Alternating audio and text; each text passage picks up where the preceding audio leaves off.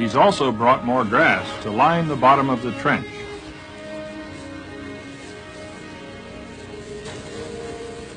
Near the lake here, the sand is very damp.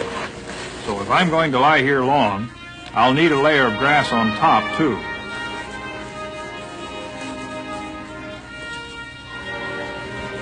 Something to rest my head on, then Jeff starts to bury me.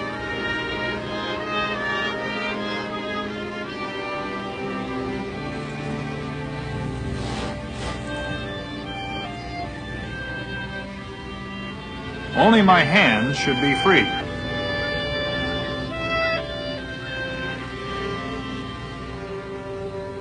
Then all evidence of our digging must be smoothed over. Next, we'll need the bait.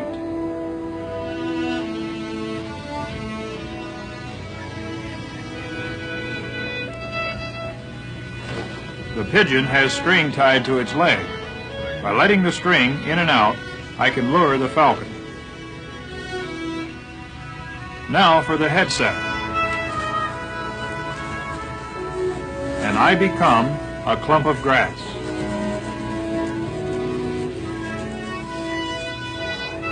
My human bird trap is all ready for action. A final check. The peregrine hasn't changed position. Until Jeff's well out of the way, I don't want the bird to see the bait.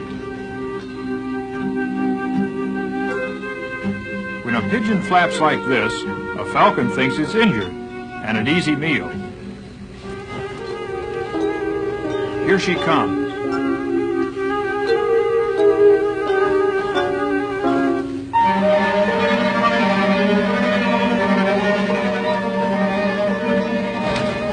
The pigeon's unharmed. The falcon tried scaring it into flight.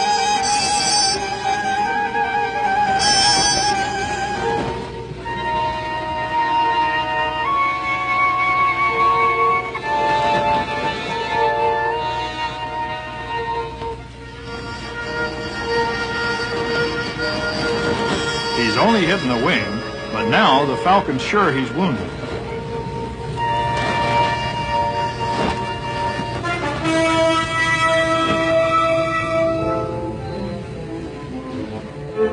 Just as she starts to kill, the human trap is sprung.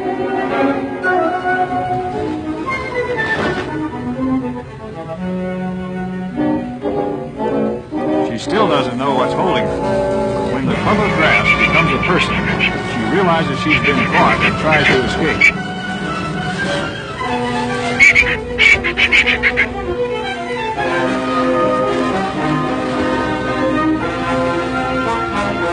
This is the most difficult part, trying to subdue a terrified bird. It must be done without harming her.